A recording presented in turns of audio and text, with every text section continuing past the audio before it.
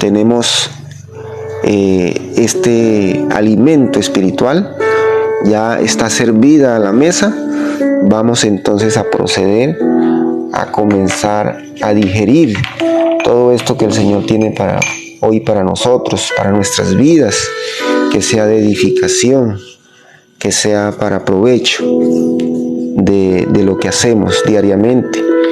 Entonces vamos a Hechos 6, 13 y 20. Alguien que haga el honor y me diga: yo quiero leer, y le paso la transmisión.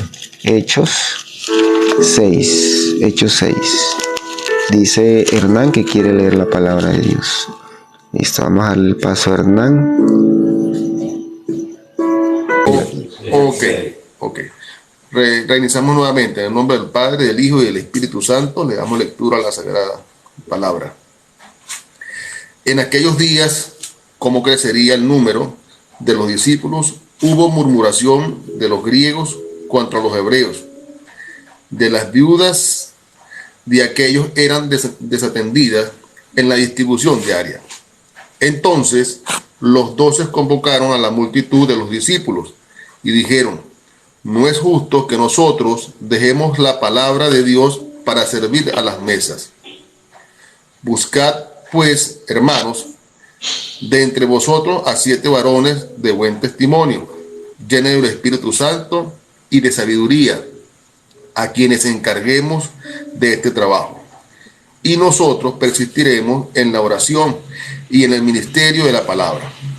Agradado la propuesta a toda la multitud, y eligieron a Esteban, varón lleno de fe y del Espíritu Santo, a Felipe, a Prócoro, a Nicanor, a Timón, a Permeas, a Nicolás, a Prosélito de Antioquía, 6 a los cuales presentaron ante los apóstoles, quienes orando les impusieron las manos. Y crecía la palabra del Señor, y el número de los discípulos se multiplicaba grandemente en Jerusalén. También muchos de los sacerdotes obedecían a la fe, y Esteban, lleno de gracia y de poder, hacía grandes prodigios y señales entre el pueblo. Entonces se levantaron unos de la sinagoga, llamados los libertos, y de los Cirenes, de Alejandría, de Cilicia y de Asia, disputando con Esteban. Pero no podían resistir la sabiduría y al espíritu con que hablaba. Entonces sobornaron a unos para que dijesen que le habían oído hablar palabras blasfemas contra Moisés y contra Dios. Y solicitaron al pueblo y a los ancianos y a los escribas, y arremetiendo le arrebataron y le trajeron al concilio, y pusieron testigos falsos que decían: este hombre no cesa de hablar palabras blasfemas contra este lugar santo y contra la ley. Palabra de Dios. Amén. Bueno, Hernán, gracias por ese acompañamiento, por la lectura de la palabra de Dios. ¿Cómo está tu vida? Ok, muy bien, líder. Acá en Venezuela, pues, trabajando fuertemente y saliendo del cuadro de salud que estuve pasando hace 3 semanas, y gracias a Dios, pues, ya me siento mucho mejor. Hey, Hernán, esté pendiente por ahí que vamos a tener cita pastoral pronto, ¿oye? ¿Cómo no, líder? Y pido disculpas por el error cometido en la lectura. Me disculpan todos ustedes, por favor. No, eso fue un error aquí de la guía. Ayer yo me había percatado de eso, pero lo escribí, lo tuve en cuenta para escribirlo aquí correctamente. Bueno, Hernán, Dios te bendiga. Nos vemos mañana. Amén. Saludos a todos. Dios me los bendiga.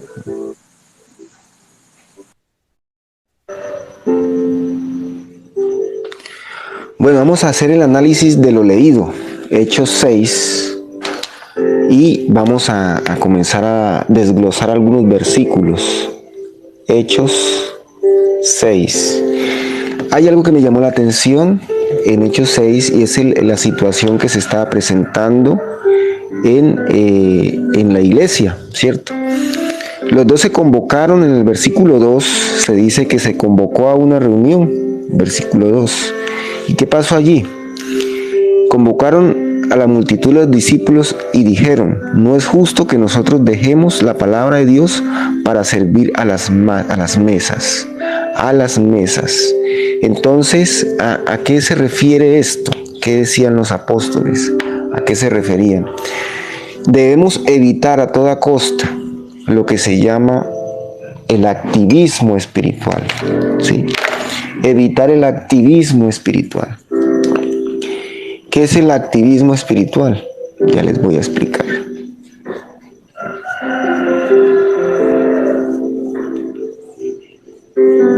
El activismo espiritual es cuando yo dejo de estudiar la palabra de Dios como un acto personal, como un acto de crecimiento y desarrollo personal, para convertirlo en una actividad meramente para la sociedad o una actividad comunitaria, ¿sí?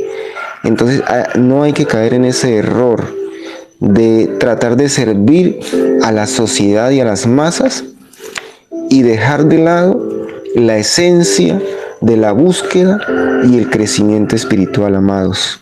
Por ejemplo, el activismo espiritual se convierte cuando yo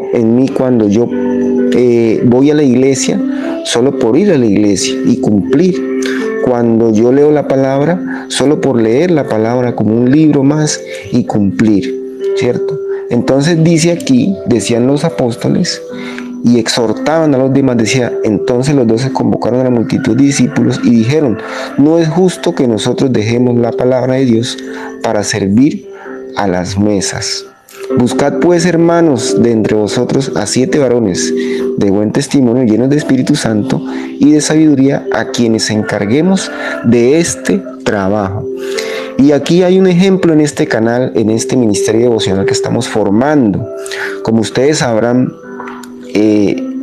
yo inicié hace meses atrás, a mitad del año pasado, yo inicié estas transmisiones y solamente lo que hacía era esto: compartir de la palabra de Dios y ya.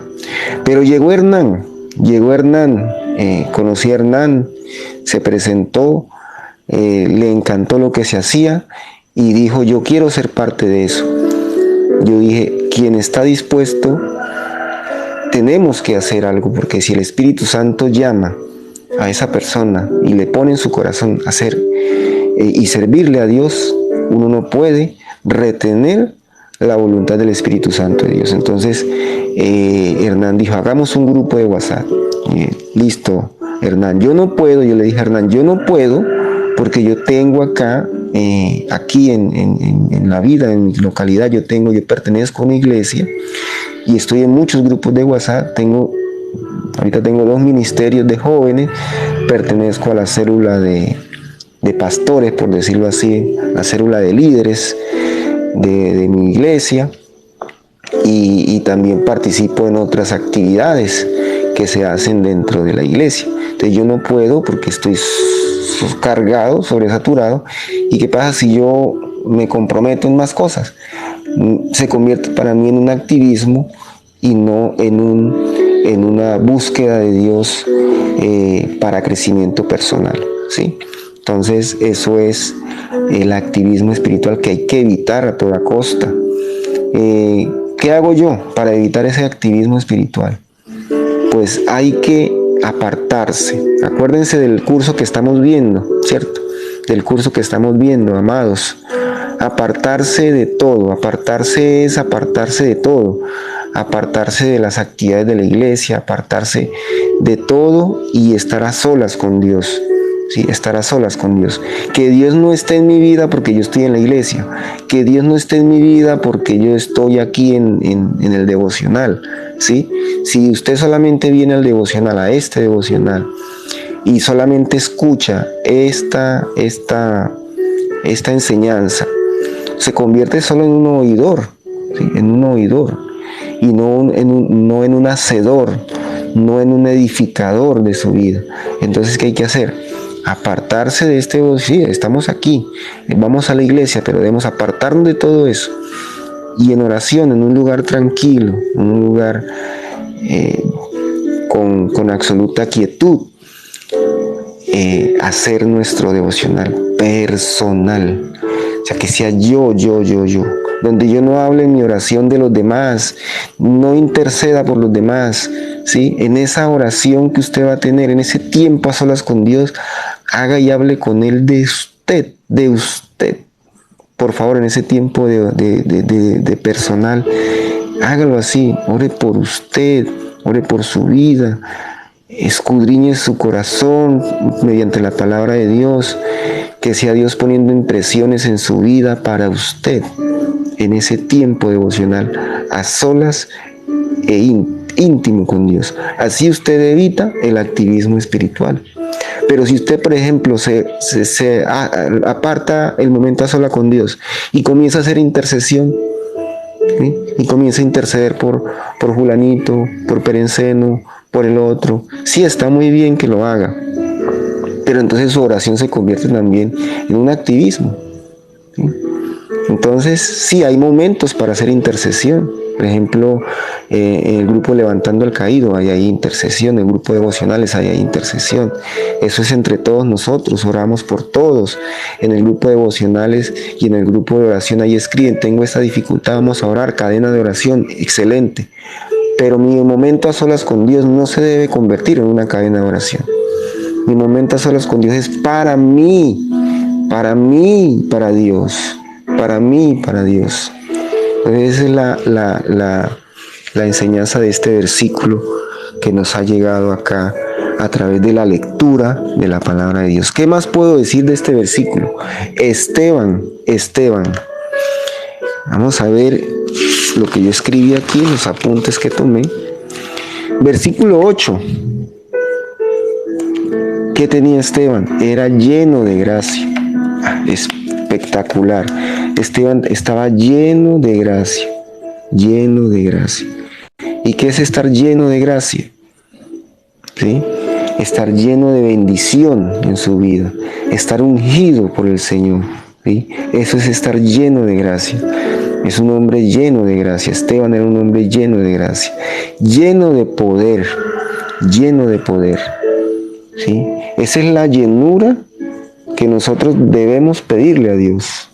Lléname, Señor, lléname con tu gracia, lléname con tu poder. Versículo 10, sabiduría, lléname con sabiduría, ¿cierto? No le pida a Dios que le dé sabiduría, no. Dígale, lléname con sabiduría, lléname con sabiduría. Más que pedirle que me dé, que me llene, que me sienta yo pleno en la sabiduría, ¿cierto? Lleno de sabiduría era Esteban. Y estos hombres, sabiduría. Estos hombres que recibieron el Espíritu Santo en el Pentecostés, comenzaron a hacer unos discursos ejemplares que inclusive callaban las bocas de los fariseos y los sacerdotes, porque fueron llenos del poder de Dios y de la sabiduría del Espíritu Santo de Dios. Versículo 15. En el versículo 15 se dice que se nota en la apariencia de la persona, se nota la unción, se nota la presencia de Dios en nuestras vidas. Tenemos una vida llena de bendiciones, llena de abundancia. Llenos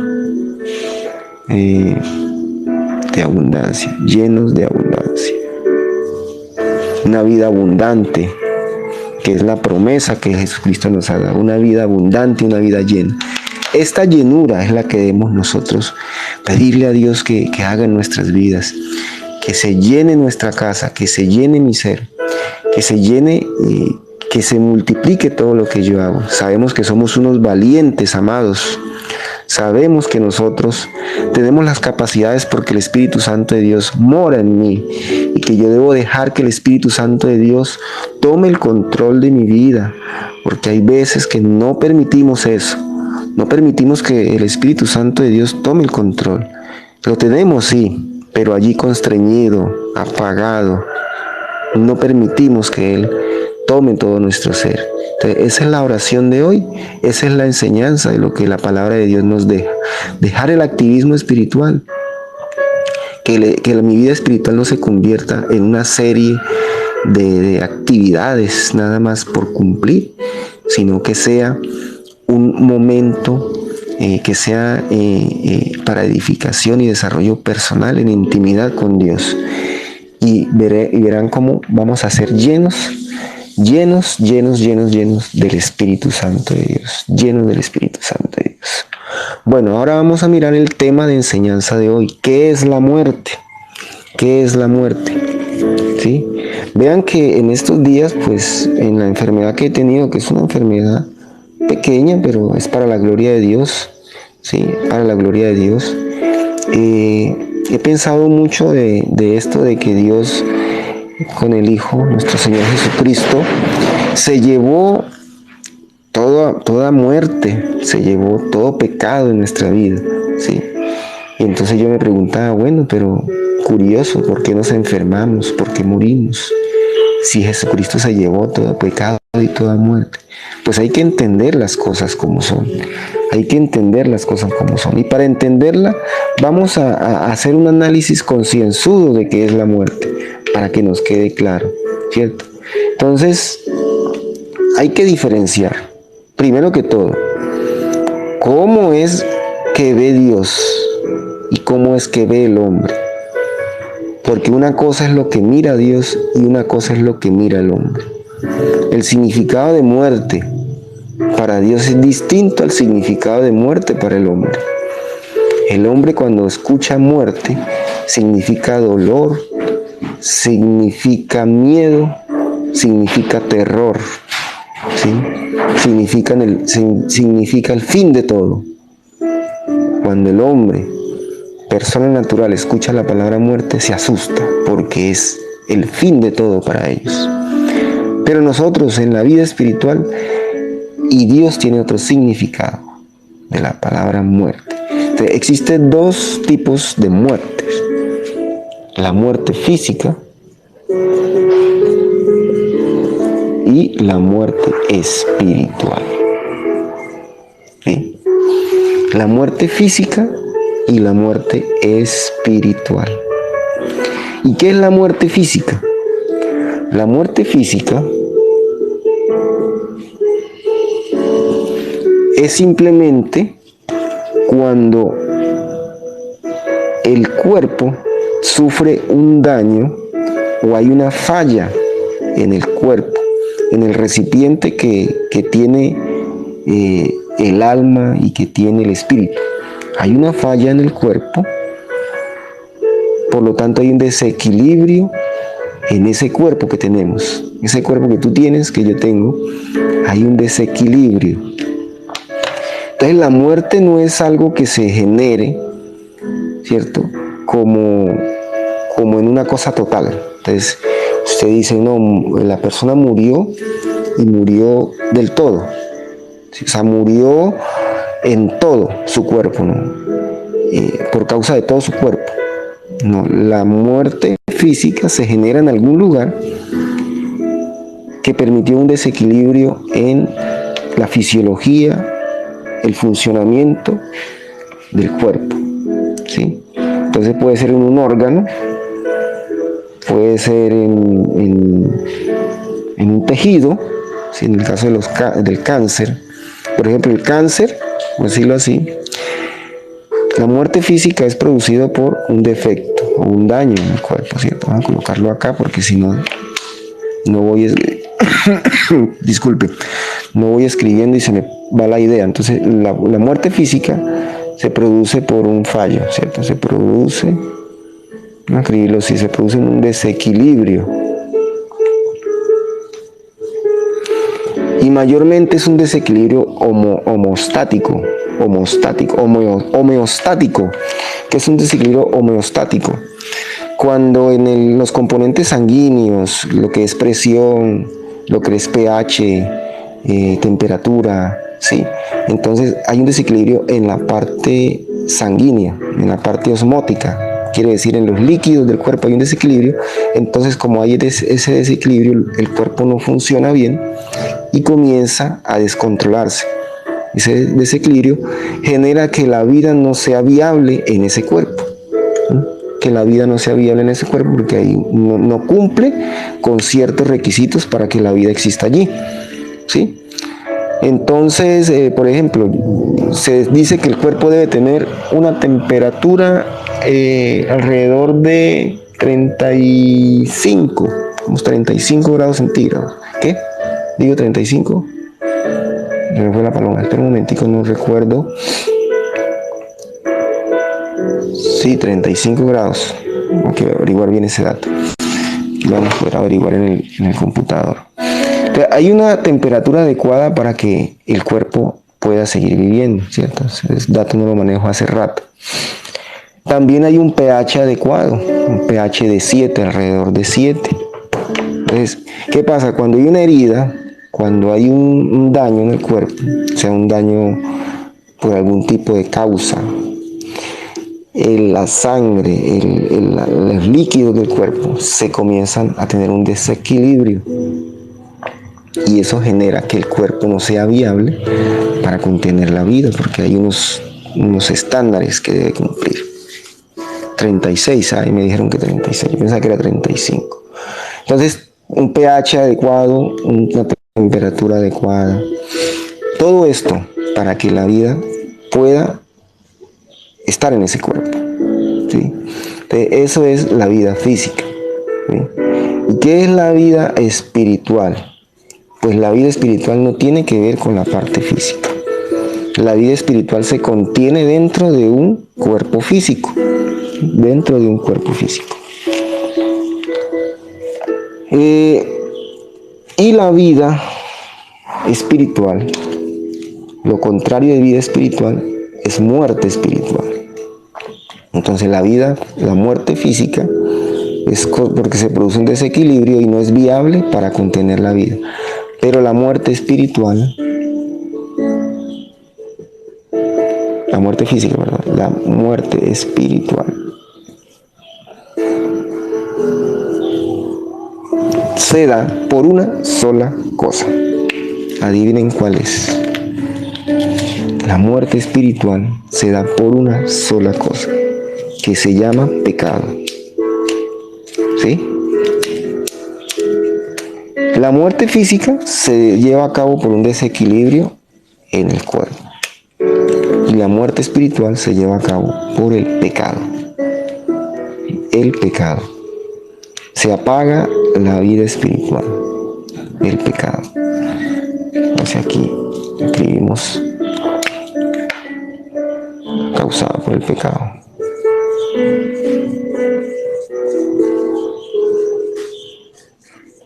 ¿Sí? Por lo tanto, ¿cuál es la vida? ¿La vida real es la vida física o la vida espiritual? La vida tiene que ver con la espiritualidad. Porque analicemos lo siguiente. Vamos a Romanos 6:23. Romanos 6:23. Analicemos concienzudamente a través de la palabra de Dios. Romanos 6:23. ¿Me escuchan bien? ¿Me escuchan bien?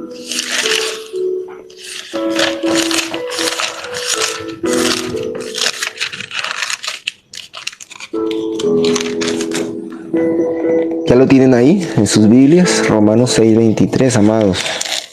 Vamos a analizar esto concienzudamente. Porque la paga del pecado es la muerte, mas la dádiva de Dios es vida eterna en Cristo Jesús, Señor nuestro. La paga del pecado es la muerte. ¿Sí? Ahora, ¿recuerdan ustedes?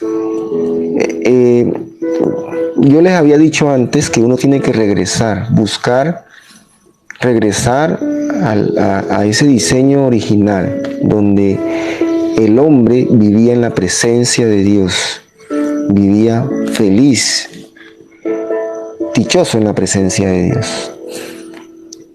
¿Qué pasa? El hombre no moría. ¿Por qué no moría? Porque Dios tenía atada la muerte. Dios tenía atada la muerte, por decirlo así. ¿Cierto? Y entonces Dios le dijo al hombre: no comas del árbol del fruto de la ciencia del bien y el mal, porque de cierto morirás. Morirás. Entonces el hombre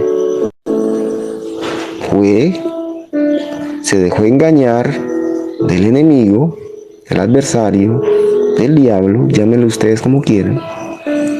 Se dejó engañar y la paga de ese engaño fue la muerte. ¿Sí? La paga de ese engaño es la muerte. Listo. El hombre dijo: yo no quiero vivir dependiendo de Dios. Yo quiero vivir solo, quiero vivir haciendo mi voluntad, buscando mi bien y dándole significado, mi propio significado a las cosas.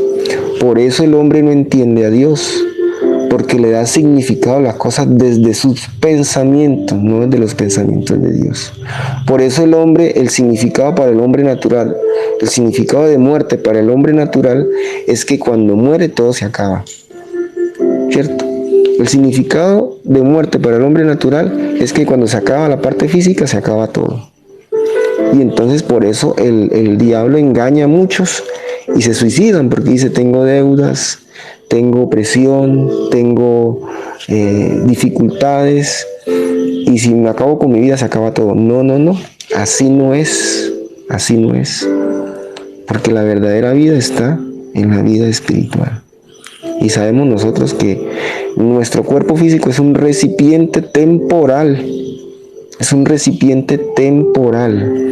Y cuando nosotros decidimos andar por nuestros propios caminos en el pecado original, de hecho, íbamos a morir en el espíritu.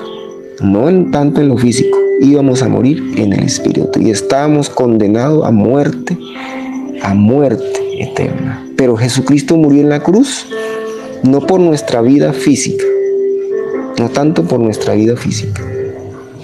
Él murió en la cruz por nuestra vida total, nuestra vida espiritual. ¿Sí? ¿Entendimos esa parte? Entonces, ese es el significado de la vida, significado de la muerte, causado por el pecado. El pecado es causa de muerte para nosotros. La paga del pecado es la muerte.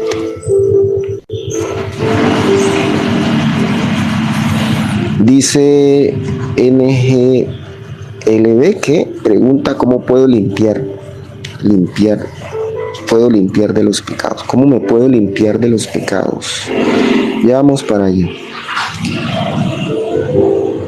Primero, ahí le digo a la que nos está acompañando, aquí dice: no hacer mi voluntad. ¿Quieres alejarte del pecado? Haz la voluntad de Dios. Regresa al diseño original. Acuérdate que el ser humano se paseaba con Dios en el jardín del Edén. Caminaban juntos el hombre y Dios en su presencia, porque el hombre dependía totalmente de Dios. ¿Cómo nos alejamos del pecado? Cuando yo dependo, toda mi vida depende de Dios, me alejo del pecado. Cuando yo busco a Dios, cuando yo quiero saber de Dios, quiero entender a Dios, cada vez que yo inicio ese proceso y voy en ese camino, me alejo del pecado. ¿Sí? Depender de Él. ¿Pero qué es el pecado? No depender de Él. Hacer la voluntad de Él. ¿Qué es el pecado? Hacer mi propia voluntad bajo mis propios términos. ¿Qué es el pecado? Rebelarse en contra de Dios. Una rebelión activa o pasiva. ¿Sí? Tenga en cuenta esto, amado. No es que usted diga: no, yo no soy malo. ¿Sí? Yo no soy malo, yo soy una persona buena, entonces no necesito de Dios porque yo soy bueno. Entonces algunos dirán: no, es que ser Dios es ser bueno. ¿Cierto? es ser bueno, ser Dios. Yo soy bueno y la naturaleza, cuidar la naturaleza, es Dios. No.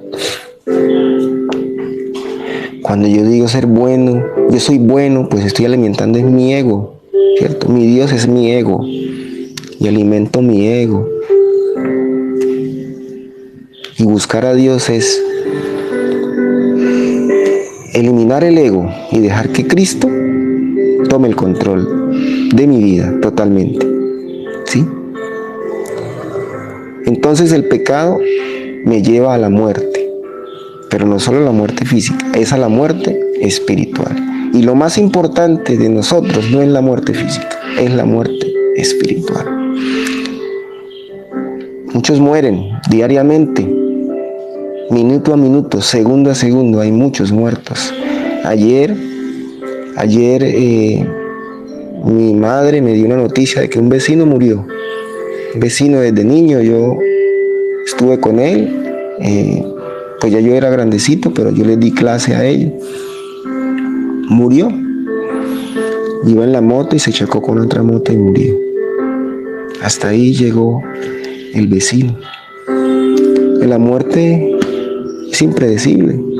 Nosotros no tenemos el control. Tú no tienes el control de tu vida. Dios es el dador, el que quita y da. Debemos estar preparados. Hoy estamos, mañana no. ¿Quién sabe?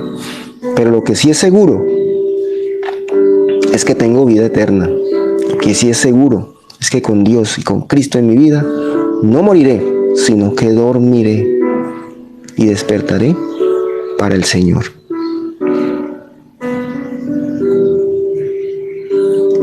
Muchos han muerto, sí. Pero la muerte para Dios no es el fin. No es el fin. Es una etapa. La muerte física es una etapa. Y cuando llega la muerte, mi hermano estuvo en estado de coma 2 veces. Y él entendió que ahora él cambió, su vida ha cambiado y él dice que disfruta cada momento más. Disfruta cada momento más con su hija, con su familia. Y ahora sí entiende. Pues no creo que nosotros tengamos que pasar por 2 estados de coma para poder entenderlo, ¿cierto? Lo estamos entendiendo acá. Lo estamos entendiendo acá. Es un puente. La vida es un puente que se acaba. La vida es una casa que se deshace. O sea, la vida física, ¿no? El cuerpo es una casa que se deshace, que se acaba, que se envejece. Pero el espíritu no envejece. El espíritu es eterno y yo debo prepararme todos los días para nutrir mi espíritu, ¿sí? No mi cuerpo, mi espíritu. Porque no solo de pan vive el hombre, no solo de pan vive el hombre. Escuchen esto, amada, escuchen esto, por favor. Ahora, ¿qué pasa cuando pecamos? Hagamos este ejercicio mental. Usted es cristiano, tiene a Cristo en su corazón, usted tiene el Espíritu Santo de Dios, por supuesto, pero usted anda en pecado. Usted anda en pecado. ¿Qué pasa cuando pecamos? ¿Qué pasa cuando pecamos? Ahora aquí, bien escrito esto. ¿Qué pasa cuando pecamos?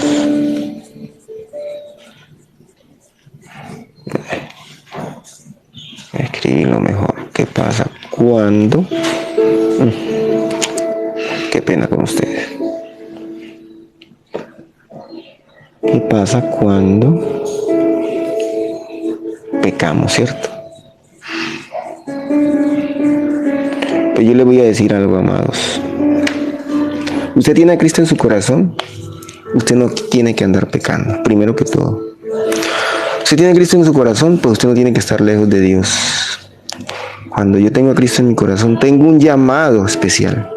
Tengo un llamado, permanecer en Él, en la vida. Es una orden que el Señor Jesucristo nos da. No es una alternativa, no es una opción, no es una recomendación, es una orden. Cuando tú tienes a Cristo en tu corazón, debes estar pegado a Él, conectado con Él, permanecer en Él para dar frutos, porque nosotros somos los pámpanos, ¿sí? Y Él da los frutos en nuestras vidas. Cuando nosotros andamos en pecado, no morimos en el espíritu. O sea, cuando andamos en pecado y tengo a Cristo en mi corazón y conozco de Dios, no morimos en el espíritu, pero sí experimentamos síntomas de muerte. Síntomas de muerte. Ahora, yo les voy a decir una cosa y les voy a ser sinceros, amados, en este momento.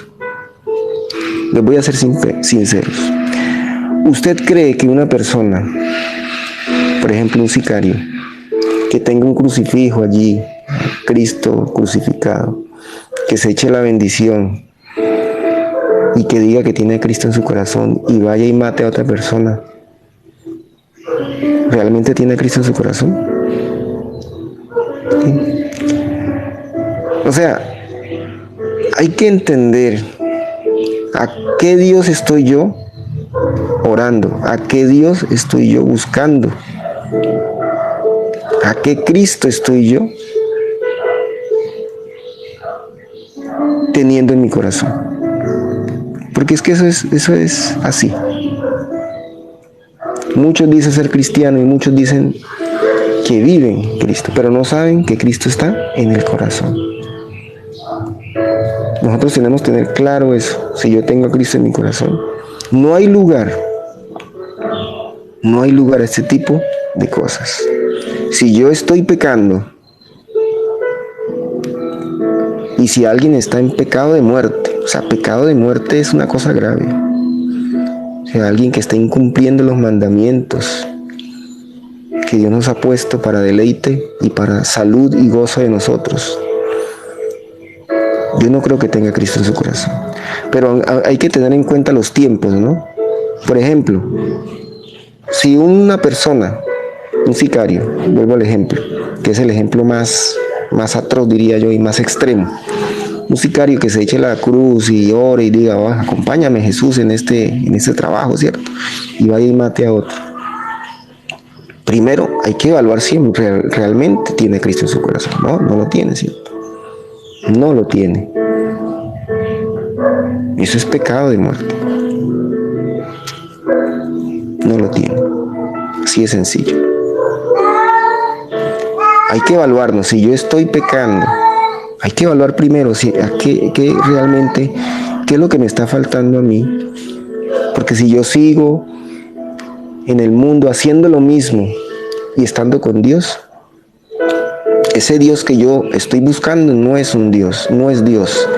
Es una idolatría, otro Dios que yo estoy formando en mi mente y que yo estoy formando en mi corazón. ¿Cuál es el Dios a que yo estoy buscando? Recuerden que es el Dios que acompañó a su pueblo. El Dios que le dijo a Noé, que habló a Moisés, el Dios de Abraham, el Dios de Isaac, el Dios de Jacob, el Dios de los mandamientos, el Dios del antiguo pacto, el Dios del nuevo pacto. Por eso hay que entender las cosas. No solamente hay que leer la Biblia y ya, decir, no, ya yo conozco ese versículo. Hay que escudriñar, entender. Entonces, ¿qué pasa cuando pecamos? Experimentamos síntomas de muerte. Experimentamos síntomas de muerte. ¿Y cuáles son los síntomas de muerte? Nos sentimos culpables por lo que hacemos. ¿Sí? Todo el pecado me lleva a mí a lo malo. ¿Sí? Todo lo que es pecado me lleva a mí a tender a lo malo, o sea, tender a los malos pensamientos. Por ejemplo, uno de los malos pensamientos es sentirme culpable. Y es más grave para aquellos que tienen a Cristo, que conocen a Cristo en su corazón, porque saben que están haciendo mal. Se sienten aún más culpables de aquellos que no tienen a Cristo en su corazón. Por eso dice que es mejor no haber conocido a Cristo. Si yo sigo pecando, es mejor no haberlo conocido. Por eso tenemos que ser cuidadosos, amados, disciplinados y valientes en esto. Y valientes en esto. Otro síntoma de pecado. Vamos a escribir aquí síntomas. Síntomas. Aquellas personas que tienen a Cristo en su corazón y andan en pecado, experimentan estos síntomas. Síntomas de muerte. Es como si estuvieran muertos.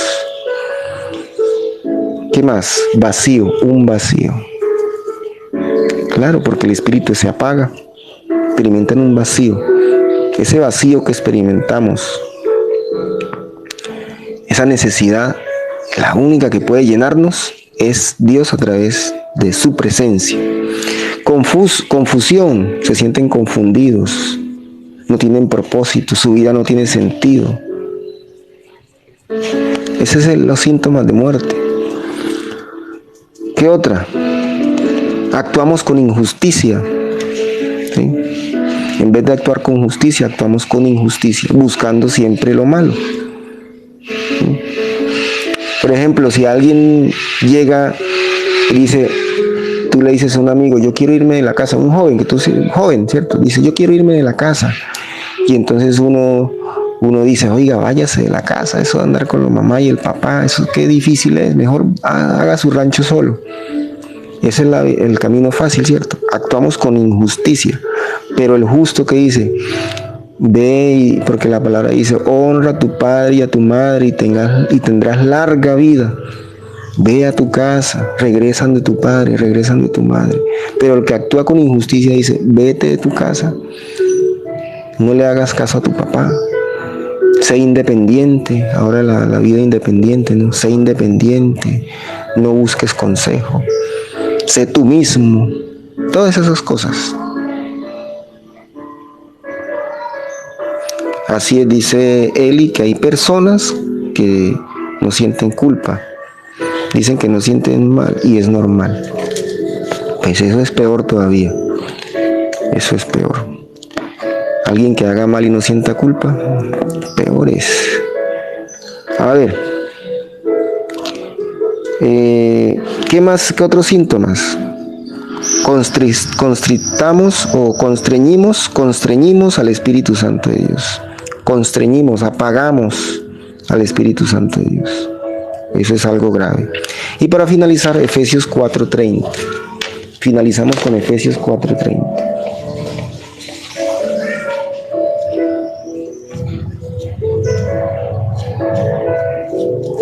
Se me fue. ¿Qué dices ahí, Hernán? ¿Qué dice Efesios 4:30? Ya terminamos, hijos. Ya terminamos el devocional. Corintios, Filipenses. Efesios 4:30. Dice la palabra de Dios. Y no contristéis al Espíritu Santo de Dios, con el cual fuiste sellados para el día de la redención. No contristéis al Espíritu Santo de Dios. Cuando andamos en pecado, experimentamos síntomas de muerte. Amados, evitemos esto. Seamos valientes, seamos disciplinados, juiciosos con esto. ¿Listo? Acá hay más tema para dar, pero ya se acabó el tiempo. Pero mañana de pronto. Yo mañana quiero que mañana revisemos los mandamientos. ¿Sí? Revisemos uno por uno los mandamientos. Para aquellos que dicen que ya el viejo pacto, que eso ya pasó, no. Dios es el mismo hoy y siempre, y debemos obedecerle en todo. ¿Listo? No hagan que se entristezca el Espíritu Santo de Dios, con el cual ustedes han sido. Muy bien. Y contristéis al Espíritu Santo de Dios. Repita después de mí esta pequeña oración. Señor Jesucristo, yo te necesito. Reconozco que moriste por mis pecados y resucitaste al tercer día. Te pido que entres en mi vida y en mi corazón y hagas de mí la persona valiente y feliz que tú quieres que yo sea. Amén.